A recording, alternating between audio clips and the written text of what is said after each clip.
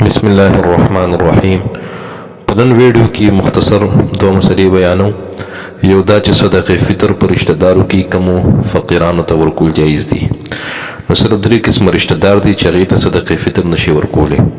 یو اصول دي، یعنی چې د چا نه دی پیدا دی، د د مور او پلار، د د نیا نیکو په بره.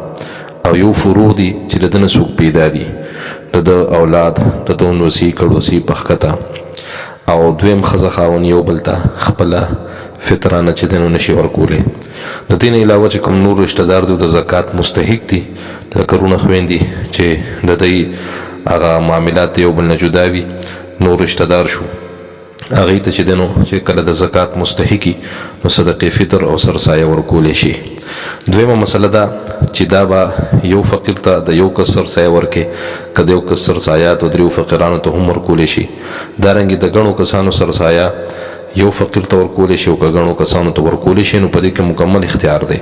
بنده د ګڼو کسانو صدقې فطر یو فقیر ته هم ورکولی شي، او داسې هم کولی شي چې د یو کس هغه صدقې فطر او سرسایه په دوه یا دریو فقیرانو کې تقسیم کی. یعنی په دې کې مکمل بنده ته اختیار دی چې څنګه فقیرانو ته دا ورکول مناسب ګڼي هغه شانتې دی ورکي. په د باندې شرعاً څه د خاص مقدار یا د خاص تعداد یا د خاص رقم څه تعین نشته دی. هر څومره پیسې، یعنی د یو کس صدقې فطر ګڼو فقیرانو ته هم ورکولی شي، او د ګڼو کسانو صدقې فطر یو فقیر ته هم ورکولی شي. وما علینا الا البلاغ.